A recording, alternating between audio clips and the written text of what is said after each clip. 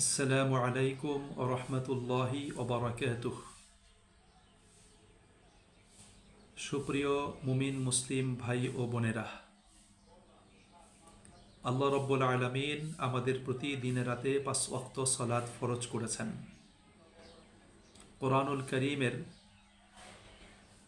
অসংখ্য আয়াতে আল্লাহ তাআলা সালাতের আলোচনা করেছেন। সালাত হলো আমাদের ইমানের আইডেন্টিটি, ইমানের পরিচিতি। সালাত ছাড়া একজন মানুষ মুমিন মুসলিম থাকতে পারে না। আল্লাহ রাসূল বলেছেন, মুমিন মুসলিম এবং কাফের মুশরিকের মাঝখানে পার্থক্য হলো সালাত পরিত্যাগ করা। সালাতকে দ্বীনের স্তম্ভ বলা হয়েছে। সুতরাং আমরা আল্লাহ পাকের হুকুম হিসেবে, রাসূলের সুন্নাহ হিসাবে, ইসলামী শরীয়তের মৌলিক বিধান হিসাবে আমাদের জীবনে সালাতের এই নির্দেশকে বাস্তবায়ন করতে হবে। সুপ্রিয় ভাই এবং বোনেরা, একজন মানুষ ঈমান আনয়ন করার পরে তার ঈমানী জীবনের প্রথম আমলি বা কর্মগত স্বীকৃতি এবং প্রমাণ হলো সালাত আদায় করা।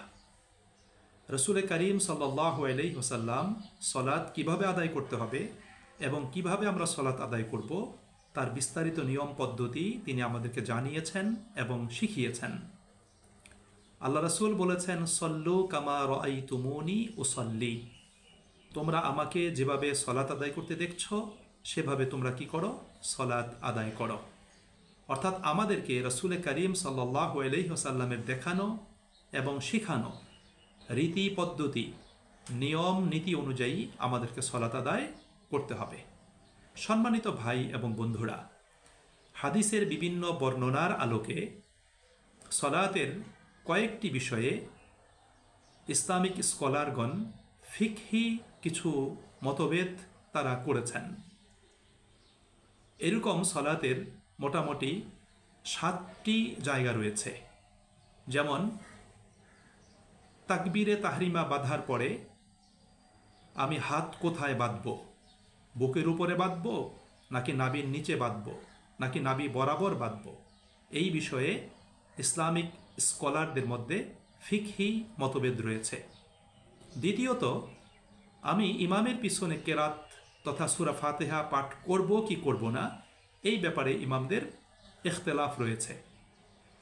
তৃতীয়ত, ইমাম যখন সূরা ফাতিহা শেষ করবে তখন আমিন বলাটা, আমিন কি আমি উচ্চস্বরে বলবো নাকি আমি নীরবে নিঃশব্দে আমিন বলবো, এটা নিয়েও কিন্তু স্কলারগণ তারা মতভেদ করেছেন। 4 নম্বরে, আমি রুকুতে যাওয়ার পূর্বে রুকু থেকে দাঁড়িয়ে এবং 2 রাকাত সালাত আদায় করে তৃতীয় রাকাতের জন্য যখন দাঁড়াবো তখন কি আমি রফুল ইয়াদাইন বা হাত উত্তোলন করব কি করব না, এটা নিয়ে ইখতিলাফ রয়েছে। তারপরে আপনার আরেকটি বিষয় হলো যে আমি সেজদাতে যাওয়ার সময় আগে হাঁটু রাখবো নাকি আমি আগে হাত রাখবো, এটা নিয়েও কিন্তু ইখতিলাফ রয়েছে। এর পরের বিষয়টি হলো যে আমি বেজর রাকাতগুলো থেকে যখন দাঁড়াবো, প্রথম রাকাত পড়ে যখন দাঁড়াবো, তৃতীয় রাকাত পড়ে যখন দাঁড়াবো, তখন দাঁড়ানোর পূর্বে আমি একটু বসবো, আমি কি বসে তারপর দাঁড়াবো নাকি সরাসরি দাঁড়িয়ে যাব, এটা নিয়ে কিন্তু ইখতিলাফ রয়েছে। এবং সর্বশেষে আপনার যে বিষয়টা রয়েছে সেই বিষয়টা হলো আমি শেষ বৈঠকে বসার সময় আমি কি আমার ডান পা দাঁড় করিয়ে দিয়ে বাম পায়ের উপরে বসবো নাকি নিতম্বের উপরে বসবো, এটা নিয়ে ইখতিলাফ রয়েছে। এবং নারী ও পুরুষের সালাতের পদ্ধতিগত বিষয় নিয়েও কিছুটা ইখতিলাফ রয়েছে। সম্মানিত ভাই এবং বন্ধুরা, এই ইখতিলাফ বিষয়গুলোতে প্রত্যেক ইমাম এবং স্কলার তাদের মতামতের ভিত্তিতে, মতামতের পক্ষে তারা হাদিস থেকে তারা দলিল উপস্থাপন করেছেন এবং তারা যে মতভেদ করেছেন এই বিষয়গুলো আমরা খেয়াল করি। সূরা ফাতিহা ইমামের পিছনে পাঠ করা ব্যতীত বাকি কোনো বিষয়ই ফরজ বা ওয়াজিব পর্যায়ের নয়। সবগুলো বিষয় সুন্নাহ এবং মুস্তাহাব বিষয়, অর্থাৎ উত্তম এবং অনুত্তমের দৃষ্টিকোণ থেকে ইসলামিক স্কলারগণ এ বিষয়ে তারা ইখতিলাফ করেছেন।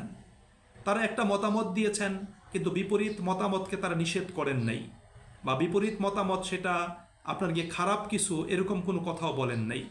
এবং ভিন্ন মত পোষণকারীদের বিরুদ্ধে তারা হিংসা বিদ্বেষ পোষণ করেন নাই, তাদের সাথে তারা ঝগড়াঝাটি করেন নাই, এবং কারো বিরুদ্ধে তারা কোনো ফতুয়াও প্রদান করেন নাই। বরং ইখতিলাফ করার পরেও তাদের মাঝখানে ভ্রাতৃত্ব, ভালোবাসা, সৌহার্দ্য, সম্প্রীতির কোনো ঘাটতি ছিল না। বরং তারা এই ফিকহি বিষয়ে উত্তম অনুত্তমের দৃষ্টিকোণ থেকে তারা ইখতিলাফ করেছেন।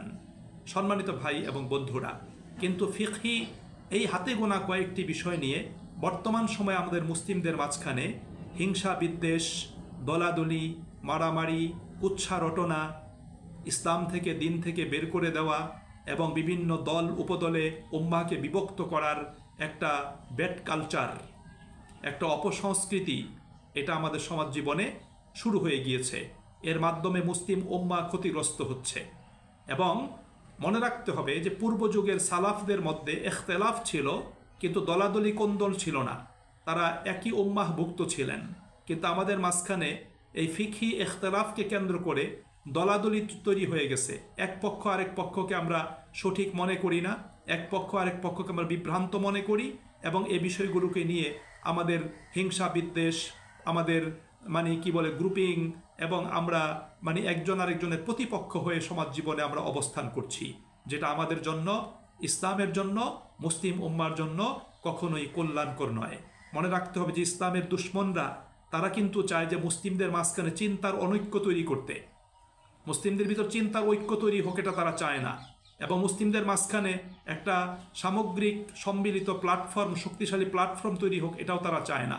তারা মুসলিমদের মাঝখানে চিন্তার অনৈক্য সৃষ্টির পাশাপাশি ফিজিক্যালি তাদেরকে বিভক্ত করে দিতে চায়। আজকে কিন্তু সেই বিভক্তিটা আজকে তৈরি হয়ে গেছে। আমরা মুসলিমরাই মুসলিমদের প্রতিপক্ষ হয়ে গিয়েছি।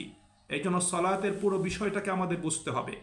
ফরজের কোনো বিষয় নিয়ে কিন্তু স্কলারগণ ইখতিলাফ করেন নাই, বরং তারা পরবর্তীতে সুন্নাহ বিষয়গুলোকে নিয়ে তারা উত্তম এবং অনুত্তমের দৃষ্টিকোণ থেকে তারা ইখতিলাফ করেছেন। সুতরাং এই বিষয়গুলো আমাদের প্রত্যেককে মনে রেখে আমাদেরকে সহনশীল হতে হবে, আমাদেরকে জ্ঞান অর্জন করতে হবে, সেই জ্ঞানের আলোকে আমাদেরকে পথ চলতে হবে। হ্যাঁ, আপনার যে কোনো পদ্ধতি, তার পক্ষে যদি হাদিস থেকে দলিল থাকে, আপনি সেই দলিলের আলোকে সেই পদ্ধতি আপনি অবলম্বন করতে পারেন, কিন্তু কোনো অবস্থাতেই প্রতিপক্ষের ব্যাপারে হিংসা বিদ্বেষ পোষণ করতে পারেন না। মনে রাখতে হবে, সুন্নাহ মুস্তাহাব পরিত্যাগ করলে আপনার কোনো গুনাহ হবে না, কিন্তু হিংসা বিদ্বেষ করলে, ঝগড়াঝাটি করলে, বিভক্তি তৈরি করলে আপনার কিন্তু গুনাহ হয়ে যাবে। এই বিষয়টি আমাদের প্রত্যেককে মনে রাখতে হবে। এই জন্য সুপ্রিয় ভাই এবং বন্ধুরা, আসুন সালাতের এ সমস্ত শাখাগত বিষয়গুলো নিয়ে, মুস্তাহাব বিষয়গুলোকে নিয়ে আমরা পরস্পর কাদা ছোড়াছুড়ি না করি। আমরা একই উম্মাহভুক্ত, আমরা আল্লাহ পাকের বান্দা হয়ে, ভাই ভাই হয়ে সমাজ জীবনে আমরা অবস্থানের জন্য চেষ্টা করি। আল্লাহ আমাদেরকে তৌফিক দান করুন। আসসালামু আলাইকুম ওয়া রাহমাতুল্লাহি ওয়া বারাকাতুহু।